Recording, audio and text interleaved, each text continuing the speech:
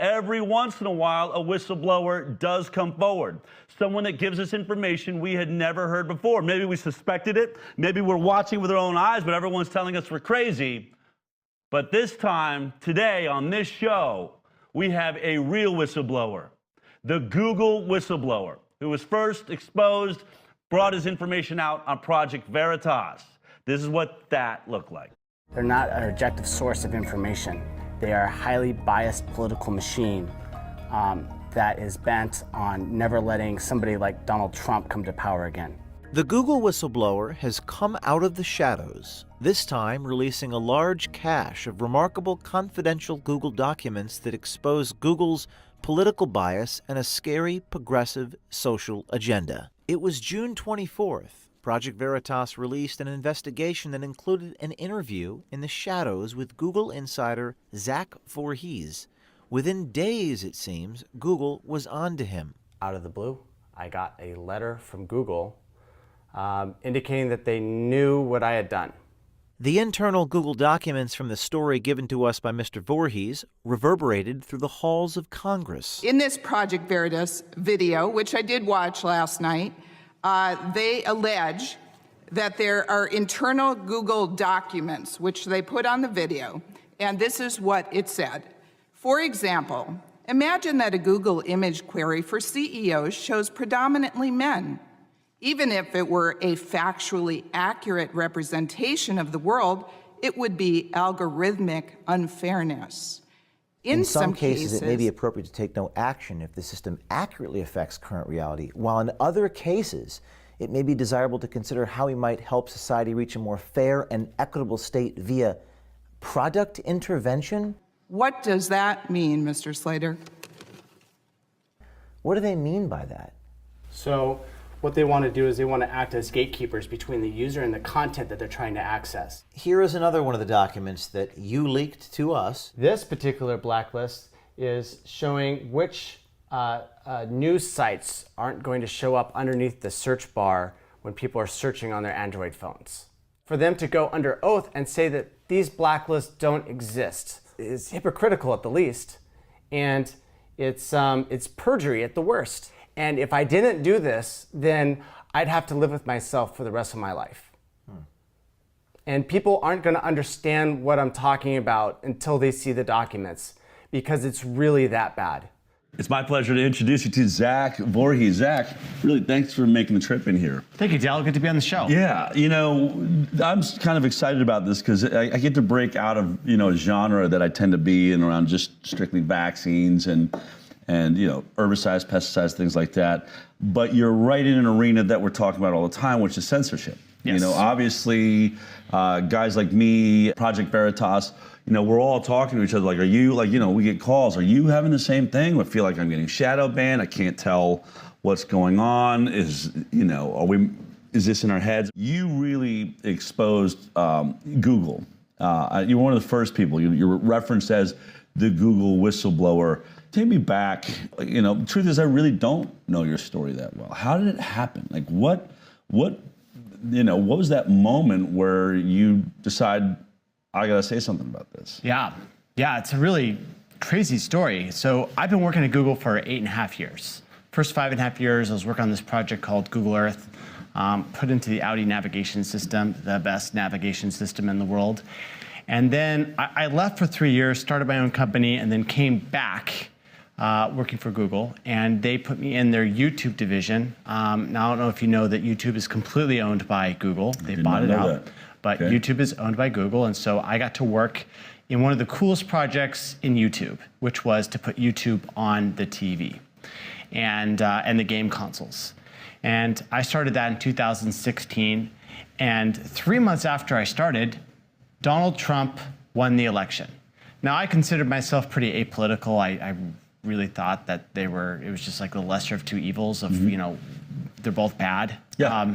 I didn't even vote, just to be honest. And then when Trump won, I woke up and I kind of laughed to myself. I was like, well, this is going to make a bunch of heads explode, but I didn't really care that much. But it turned out that Google cared a lot about who won the election, and they were not expecting Donald Trump to win. And for some reason, they had a huge problem with Donald Trump winning the election. So much that they had this like all hands-on meeting where the C-level executives, the CEO, the CTO, were talking bad things about not only Donald Trump, but also about the people that voted for him.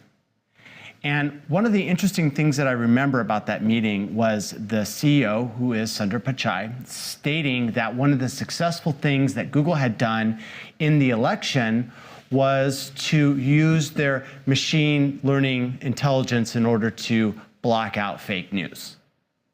And I went, wait, we're blocking out fake news? What? I didn't know that. And so I started searching, and which is what I do. I like to dig. And I started digging in the documents of the company that were available to all full-time employees.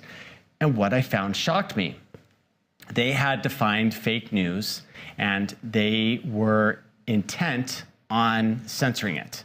Now, what exactly did Google think was fake news? That was going to be my question. Right? What defined fake news for me? And so they used examples of fake news that actually included real-world events. Let me give you a specific example. They cited that the concept of Clinton running weapons through Benghazi in order to fund ISIS and arm them was a conspiracy theory and fake news.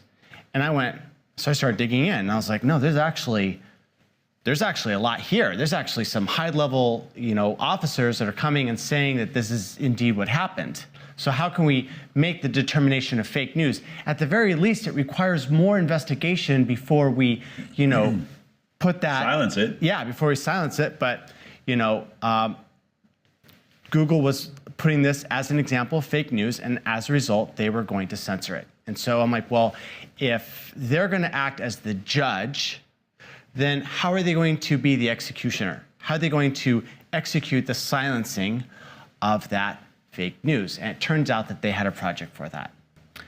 And that project was called Machine Learning Fairness. Machine learning fairness. So it's machine learning. So think of what is machine learning, first off? So think of this whole set of AI, right? You got AI that plays chess, and then some that plays checkers, and then you've got this whole subset of AI called machine learning. And what machine learning does is it tries to find patterns in piles of data so that when you give it new data, it's able to make classification. The example that a lot of people like to give is a machine learning algorithm that can detect cats or dogs. Well, they're using machine learning fairness to detect fake news and then re-rank it. Wow.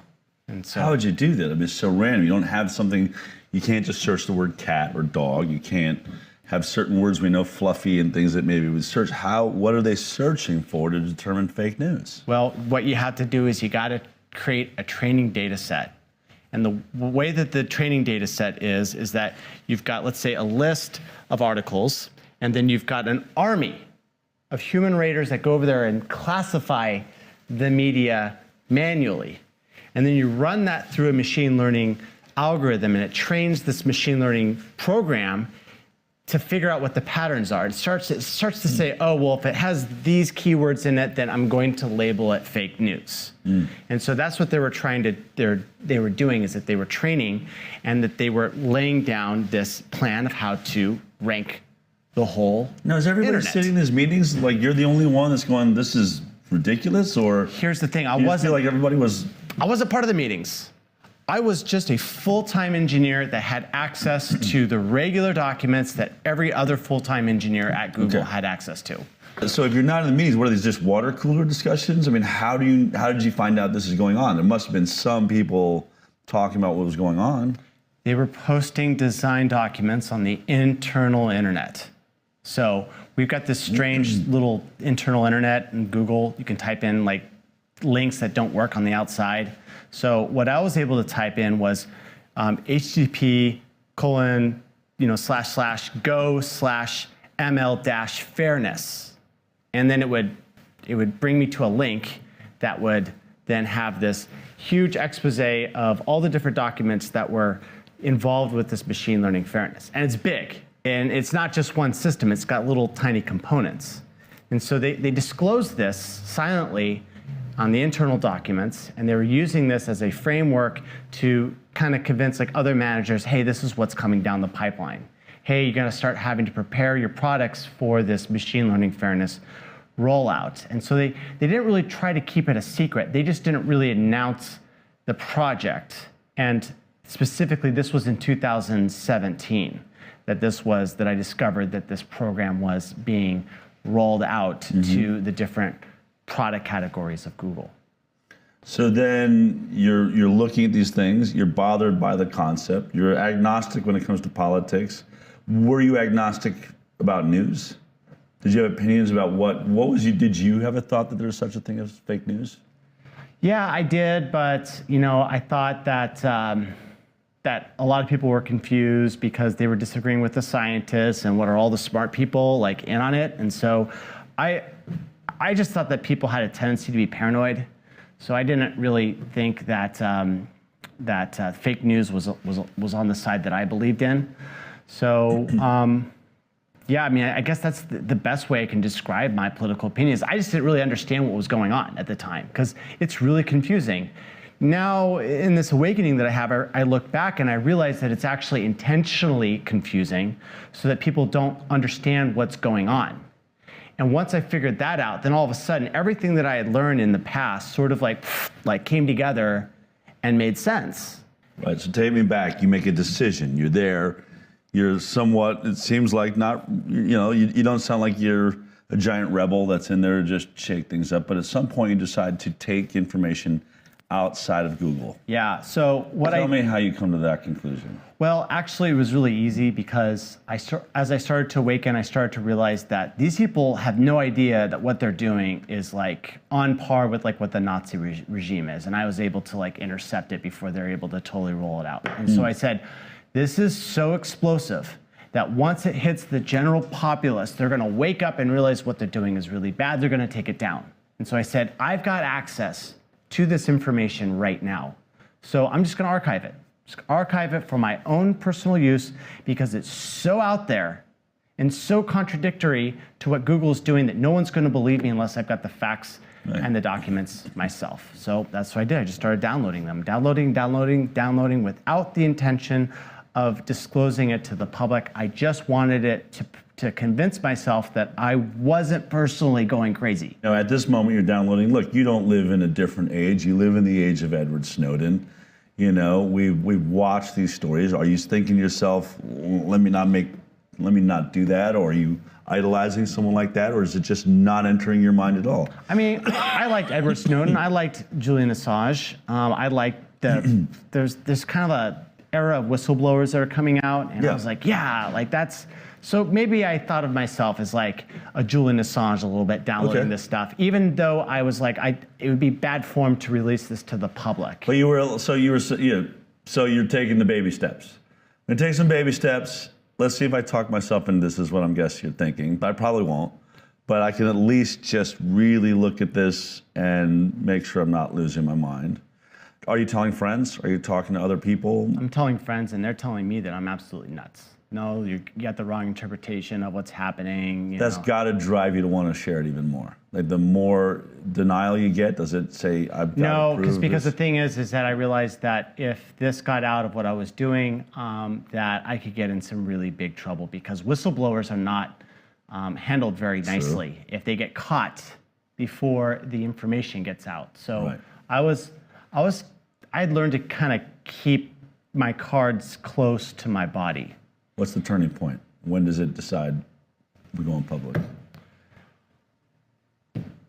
I caught Google deleting words out of their Arabic translation dictionary in order to make a Trump tweet sound crazy. And I realized at that point that this was sedition. Do you know what the word was, Del? No. The word was kerfuffle. Okay? Trump comes back from Saudi Arabia after spending some time there negotiating. He comes back and he says, despite the negative constant press, kerfuffle. Well, it turns out that word translated to "we will stand up." And some other translations say that it was a word that was an antediluvian word before the Great Flood, which meant that we would stand up to those that are fallen. And so this word, which was translating from translate.google.com, started to create this kerfuffle. And a bunch of people on the internet said, aha, we figured out what this word means, right? Well, the New York Times decided in their infinite wisdom that they were going to go ahead and write an article that says, you're all wrong, everyone out there on the internet, you're all wrong. The word is absolute nonsense. Okay, that's fine. The New York Times is, whatever. Yeah. But what was really interesting is that the same day that they released their article, an executive at Google created a design doc to delete this word. They're like, hey, we need to get rid of this word because obviously it's nonsense because the New York Times says that it's nonsense. And I was like, wait a minute, we're talking about fake news and now you're taking this, the New York Times, which has lied us into every single war that we've ever gotten into. You're just gonna take what they're saying as gospel. Verbatim, as gospel. So that's what they did. They put in this design document to delete the word and that's precisely what they did. And the team that was tasked with the censorship actually had a really interesting name. And that interesting name was the Derrida Team. The Derrida Team. Now, do you know a guy by the name of Jacques Derrida? No. He's the father of postmodernism. And he advocated for the destruction of Western civilization through the manipulation of words and language, right? And so this person, who happened to be the father of postmodernism, the team that does the censorship happened to just have the exact same name as this philosopher. And so I realized at that point, these people know exactly what they're doing. It's not just fumbling around, with good intentions. It's like these people are there to manipulate the language because they've got an agenda that they're trying to push. And I realized at this point that if they're willing to do that to the President of the United States, what's stopping them from doing that to you? What's stopping them from doing that to anyone? And how dangerous you're taking arguably the leader of the free world and manipulating their language. I mean, that's In real time. somewhat terrifying. Somewhat terrifying. So that's the point that I realized that this was crossing over from just like, oh, they've got a different political viewpoint to, no, this is sedition. And if this is sedition and I don't report it, then I am involved now with a conspiracy to commit sedition against a sitting president of the United States. Now, what option? You're right. I mean, if you think about it, it's sort of like that joke where I think maybe Saturday Night Live did it, where the translator hears from, the president turns to the Russian and says something completely different. Yeah. And that's essentially what you're doing. You're taking this communication tool between people and you're changing what it's saying as it's going to the other person. I mean, the more I think about it, it's so dangerous. At that moment, I was just like, okay, I've got to do something about this. And so I started looking for a journalist outlet that could publish these documents to the people. I realized that I couldn't just sit idly by. I had to make a push. I had to push this out to not only law enforcement and hope that they would do it. I also had to push out to the people so that people would keep attention and make sure that this would move forward. And also, when I knew that, if I was going to come out, I have to have the eyes on me. Because if I don't have the eyes on me, well, whistleblowers don't have a very long life expectancy. No one knows who you are, you disappear pretty quickly. That's right. Right. That was essentially the background, working with Dr. William Thompson at the CDC. We had a whistleblower. That was what, before I got involved, but Andy and Brian were like, if we don't out you, we're going to out you to do you a favor. Because it's becoming more and more clear to people around us that this is happening and you're speaking. No one knows who you are. You're in grave danger. So you see yourself in that position. Yeah. So how do you reach out? Who do you reach out to? What did you find was the best way to get it out? So I knew that the Washington Post was out. I knew the New York Times was out. They're not credible and they're going to sell me out. Like that was my interpretation of how everything was going on, what their narratives were. It seemed like they were aligned. They're not going to backstab Google, who's like hosting all their content, and do this negative piece. So I reached out to some people in Poland because I figured I had to get out of the United States to try to figure out and I even considered maybe I should have this released in Poland and Hungary first and then have it come back to the United States. But they said, have you talked to anyone at Breitbart? And I said, no. So they said, let me put you in contact. Turns out that the person that was working at Breitbart also sat on the board of Project Veritas.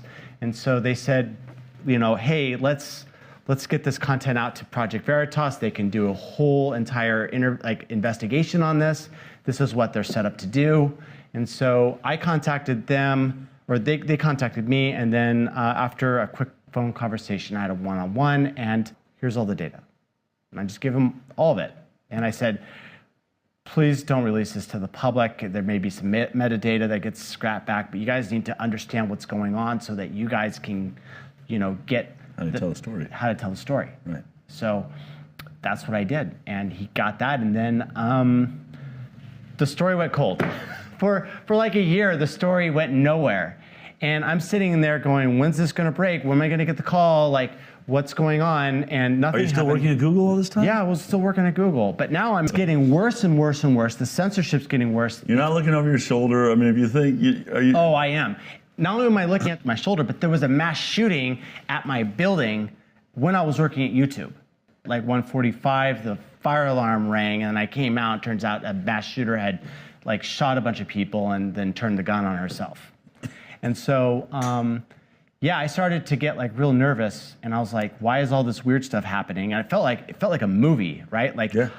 I wanted to leave Google because nothing was happening, and I've got this crisis of consciousness. And one of the people in the intellectual dark web, who I won't name, but he was kind of consulting me, and he said, look, Zack, we don't have anyone else like you inside of Google. You're in the belly of the beast. Don't leave. It's not going to make the political situation any better if you leave. Right. Grin and bear it and stick it out, and because we need to monitor this situation. Right. So I stuck it out, right? And I stuck it out all the way up until May of 2019.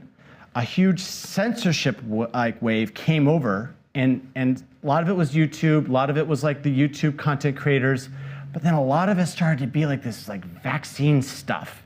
And they were censoring moms who had all these kids that were vaccine injured, and they were getting prominent social media followings, and canceling their Facebook groups, canceling their Twitter accounts, canceling their YouTube pages. And I'm sitting there, I'm like, why are we doing this? Why is Google? And I realized I can't take this anymore. I have to get out for my own sanity.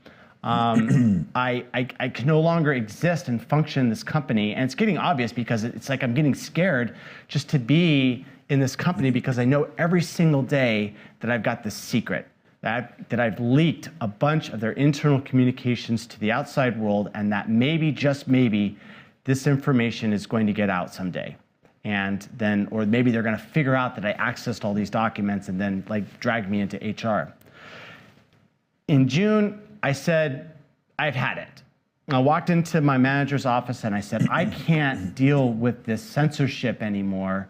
Our motto of the company is still organize the world's information and make it universally accessible and useful. And how can we do that if we're censoring the internet? We're not making it universally accessible. We're making it selectively accessible if it follows the agenda of the corporate culture. And so I said, I'm out. I'm out. I'm gonna resign next week with an official letter, and then and 2 weeks later I'll be out. In something that has to be divine intervention, as I'm sitting in my house writing my resignation letter, I get a call. It's James O'Keefe. And he's like, we just did a sting operation, and we'd like you to tell us what your thoughts of this transcript are. So he gives me this transcript. It's Jen Janai. They didn't tell me it's Jen Janai, but I later found out it was Jen Janai. But it was Jen Janai. They caught her on camera after a few drinks, and she just casually mentions about how Google is going to stop the next Trump situation in 2020. And I went, you did it! Oh my God, you guys did it! You guys actually went out there, and they actually ended up doing the sting operation, and they were able to catch 3 different people talking about machine learning fairness, and they got Jen Janai, one of their AI executives, talking about how only something the size of Google could stop the next Trump situation. So I gave them my analysis. They said, that's great. Do you want to fly down to New York tomorrow and talk about this like undercover on camera? I went, yeah. How did you guys know that I was writing my resignation letter? They're like, what? And so I went, okay, divine intervention. I finished off my resignation letter. It was the first and best resignation letter that I'll ever write, okay? Yeah. And I was so happy because finally it seemed like everything was coming into on alignment, right? Like I was leaving this company that had like subverted American democracy and the free flow of information, and at the same time, I was going to out them to the American public so that the American public could stop them. Complete 180 of what I was doing. Yeah. Google started to figure out who the anonymous person was, right? I believe that they went through my network logs and figured out which documents that I had access to, and through that first disclosure with Project Veritas, we only released 2 documents, or 2 pages from 2 documents, right? So it wasn't a lot of things. How many documents had you handed them all? 950 pages. So 950 pages they have. You've got 2 pages, 2 pages. of that 950. Okay. So,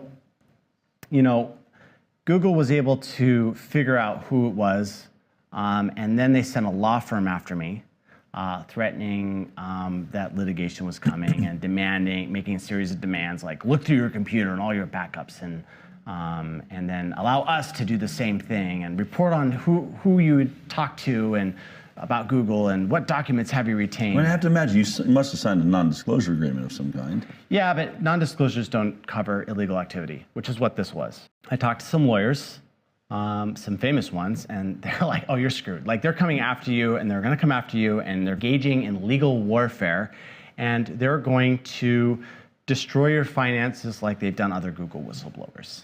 And so I went, okay, well, okay, I'm going to get destroyed now. This is what my reward is for warning the public. So I was thinking about this, and I said, they are going to do this so that they can prevent the disclosure of the full 950 pages to the American public. Mm-hmm. They want to shut me down. They want to lock me down. So I can't win in a court of law. I just don't have the resources. Yeah. But I know that I can win in the court of public opinion. Right. So what I decide to do is you know what? I'm going to take all the documents. I printed them out. I put them in a box, and I sent it to the Department of Justice Antitrust Division. I then write back to the legal law firm, yeah, I've had your documents. I've sent them off to the DOJ. Have fun, okay? And so I waited, and I waited, and I waited, and then what happened is that they sent their online trolls after me. And what they started to do is they started to dead name me, which is they removed my anonymity by saying, "Oh, Zack Vorhies, you're the big leaker," and mm-hmm. exclamation point, exclamation point. And it was with an anonymous troll. It wasn't like someone with their name attached to it. Yeah. So they start dead naming me, and someone that was associated with me, when I told them about it, they're like, "Don't do anything. Just stop. Let me interact with this troll." They set up a honeypot. They put a link out. The person clicks the link. We capture the IP address of the individual. We reverse geocode it back to the location. It's Google. So here's someone inside of Google, or at least a Google IP address, that is harassing me, dead naming me, trying to engage in intimidation tactics. And we just caught them. So I said, okay, well, I'm under their target. They're coming after me. They're going to do it either legal or through online trolls, and what's going to happen next is going to be bad. So I decide that at this point that I need to let them know that if anything bad happens to me, we're going to release everything immediately. So I call up James O'Keefe and I say, James, in the event of my untimely demise, you can release all the documents to the public, full disclosure. I then get off the phone and I go to Twitter and I post the same dead man switch. And I say, in the event of my untimely death, full public disclosure. And I have this like graphic of this guy who's like ensnared in like a dragon's tail. And the dragon's like about to do the last move and he just stabs it in the heart with a knife. And so, you know, I want to let them know that, hey, you're the dragon, I'm the guy, and if you get me, I'm going to do this finishing blow, which is to let everyone know.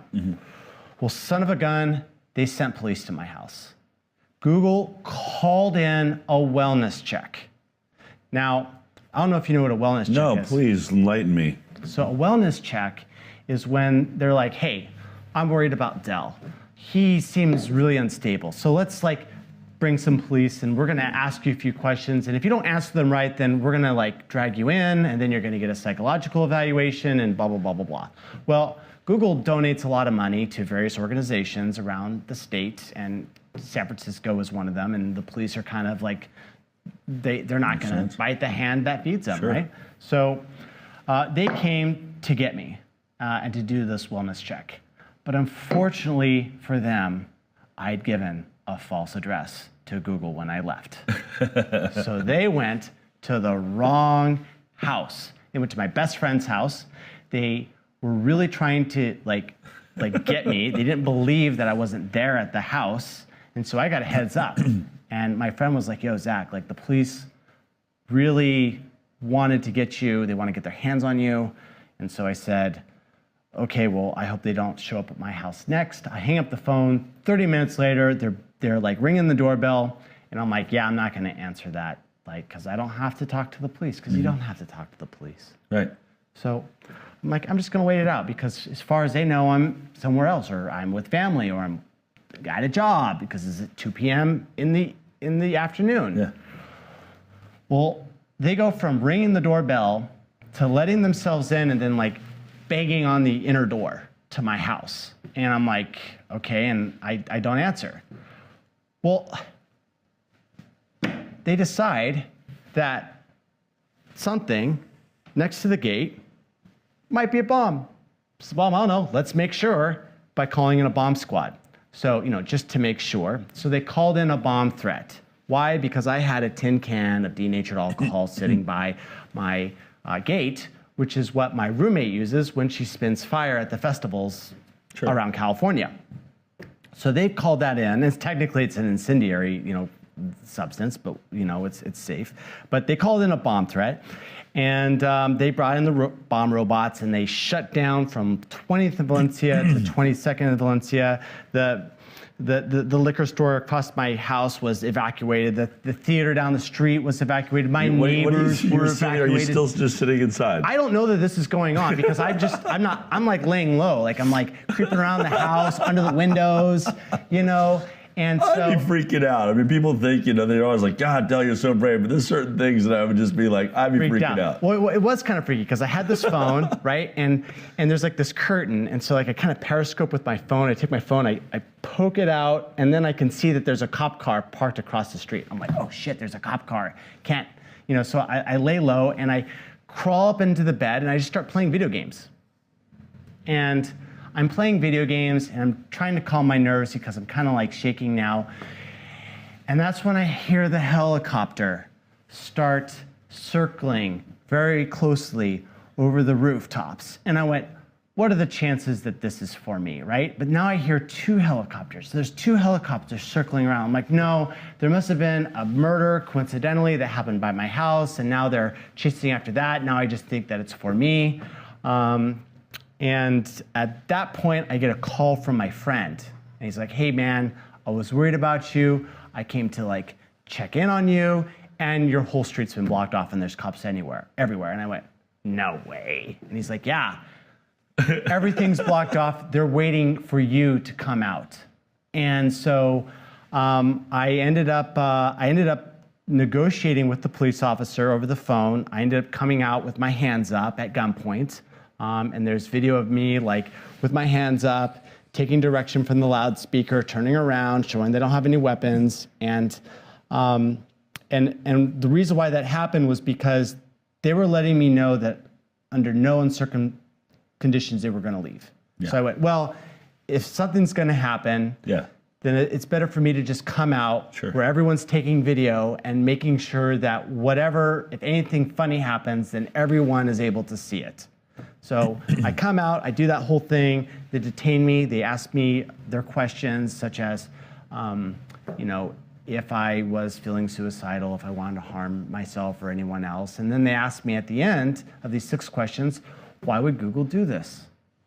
And I went, aha, I knew it was Google that called in this wellness check. So that was the first clue that I got, that they had been the ones that instrumented this. I mean, obviously it's obvious, but you want concrete proof. Right. And so I said, yeah, I know why they're doing this, because I blew the whistle and I gave all of their documents and I leaked it to the DOJ. And the police were like, do you have proof of this? And I said, yep. And I took out my phone and I showed him the picture of the letter that I had taken him. And then they're like, oh my gosh, you're a whistleblower. And I went, yep, I'm a whistleblower. This is why you guys are all here. They're wasting your time. And so after that, they de-escalated. They became really friendly. They left. They're like, okay, we understand what's going on. They shut down the whole the operation they had done, where they closed down the street. They opened it back up. And then the next day, I was out. I was out of San Francisco on a plane, going to Washington, D.C., and I hid out. And then I went to New York, and I was like, there's no reason to be anonymous anymore. I'm just going to go in front of the camera, and that's what we did. And I came out, and I said, yes, I'm revealing myself for the first time, and I'm disclosing all 950 pages to the general public now, and you can all see why Google would want to call this wellness check on me, put my life in danger, and harass me with their legal system. And I was like, if Google's going to sue me, then let them sue me in the context of me knowingly providing all this documentation to everyone, and then I'll fight them in the court of public opinion. Right. So that's what it did. It was a huge success. That's kind of like where I am today now, is that it's been kind of the fallout of that event. They dropped the lawsuits. They haven't dropped it, more like they haven't really followed up with it. Right. The last letter I got was, hey, can you really search your computer? And I wrote back, I was like, hey, if I find anything else, gotta let you know that I'm obliged to give them to the DOJ. Let me know if you want me to conduct that search. They never got back to me. Got it. So that was the last I heard from Google. Did you get the response did it make world change? Did it change as much as you had hoped it would? Oh, yeah. Yeah? Oh, yeah. So there are now investigations at 3 levels of government. You got the federal government and the DOJ investigation for monopolistic practices. They're now sending letters out, which I'm getting kind of copies of from certain individuals. Great. So boom, federal government. You also have 51 state attorney generals that are doing an antitrust probe of big tech. Wow. Okay? The only one that's not doing that is California. So we can figure out why that is. And then the city of New York and then another city that I can't remember right now are also launching their investigations. So we've got city, state, and federal government all launching probes. And what Attorney General William Barr said, which was really interesting, is that there's surprisingly a lot of bipartisan support to investigate Google and the big tech companies. And so I'm like, I know that every single one of them, or at least most of them, is likely reading the disclosure that I've made public. Because it's like, once you see the whole system of manipulation and censorship, it's undeniable that they know exactly what they're doing and that they're trying to use this so that they can exert their political and cultural values upon the United States and upon the world. What can people do? Watching this show, I'm sure people right now are out there, they're shaking their seats. I knew it. In some ways, it could feel helpless. What does someone do with this information right now? What would you like people to do? Well, so what I'd like them to do is I'd like them to spread this information. Because right now we're going through an amount of massive change within the United States. And ultimately, this is a war for people's minds, what they believe, the things that they value, what they know to be true. Now, for a lot of these people, they want to have concrete evidence that Google is manipulating. For those people, I say, check out my disclosure. You can either go to Project Veritas, or you can go to my new website, which is zackvorhies.com. And you can go and you can download the entire disclosure for yourself. And you can see what Google was up to. And I've given my analysis, and I've given images and articles that I've written myself that show how Google is doing their manipulation. Another thing that they can do is that they can follow me on Twitter, and I'm here fighting a big dragon, and they can join me in calling these people out. Because if we can't have the freedom of ideas, we can't have the freedom of the marketplace. And third, they can start a Google detox. And the way that the Google detox works is that you've got to stop using all of these services that Google has. They're tracking us, Del. They're tracking us through our Chrome browser, through our Gmail, through our Android phones. And what a bunch of us are telling Google is that, hey, if you're going to censor us, then we're going to censor you. And the way that we're going to censor Google is that we're going to stop using their Google search engine. I recommend DuckDuckGo. Bing is another great one. It doesn't really matter as long as it's not Google. Right. Okay? Okay. Don't use Gmail. Use Proton Mail, one of these other mail services. Yeah. I like Proton Mail because it encrypts from end to end. Don't use Android phone. Use iPhone or BlackBerry. And don't use the Chrome browser. Use the Brave browser. And I like the Brave browser. In fact, it's better than Chrome. It's actually based off the open source version of Chrome, but then the person that founded the company removed all of the different tracking mechanisms that Google and the big tech corporations use to track all of us.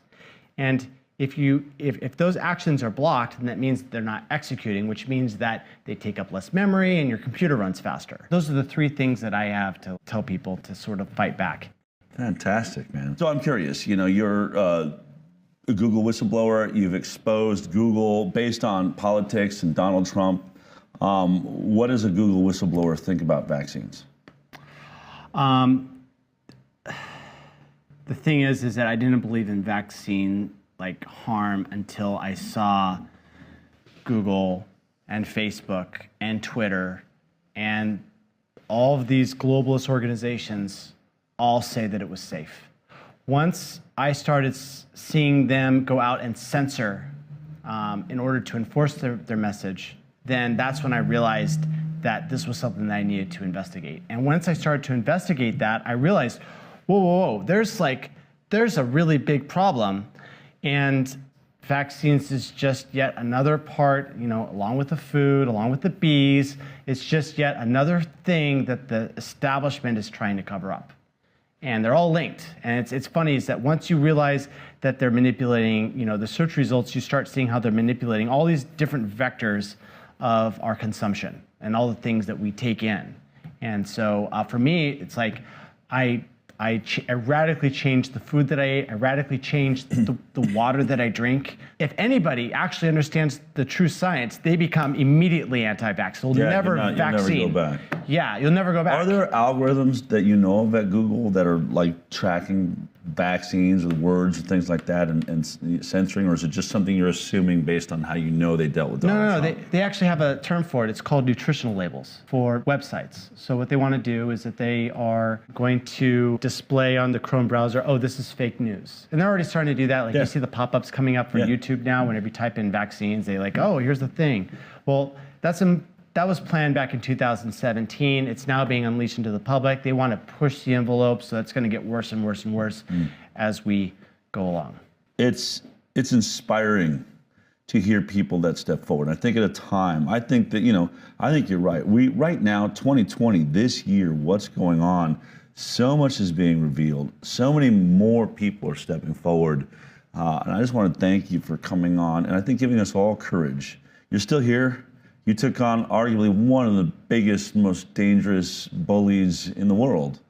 And, keep up the good work. Keep us posted. We'll definitely have you back. And if there's anything that shifts or anything that moves, definitely let us know so we can. Keep up the heat, man. We will. Keep it up because the thing is that something is changing in the United States and it's changing fast. And the powers that be are banding together with their vaccines and their censorship. And I had a post about global warming that Facebook removed, and their position about all of that, the establishment position has become so circus-like that they are now reverting to removing our memes off of our Facebook page. And so the only reason why they're doing that is because they are losing and we are winning. And so the people that see the truth, we have to just keep on pushing because, we're going to push through.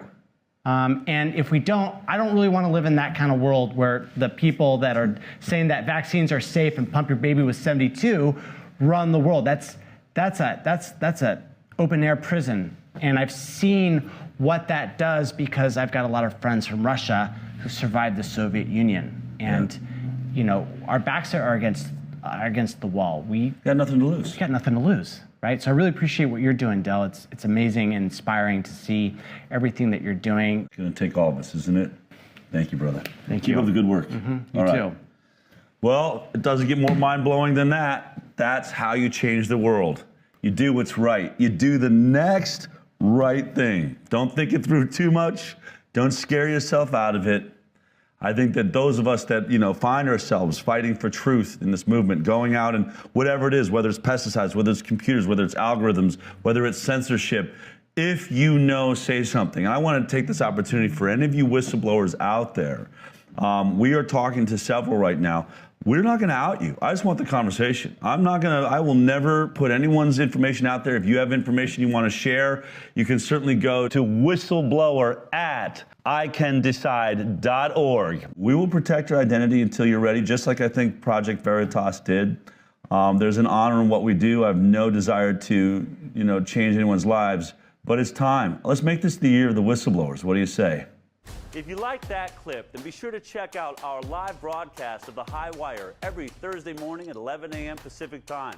You can watch it on Facebook, YouTube, iTunes, and Twitter. We'll see you there.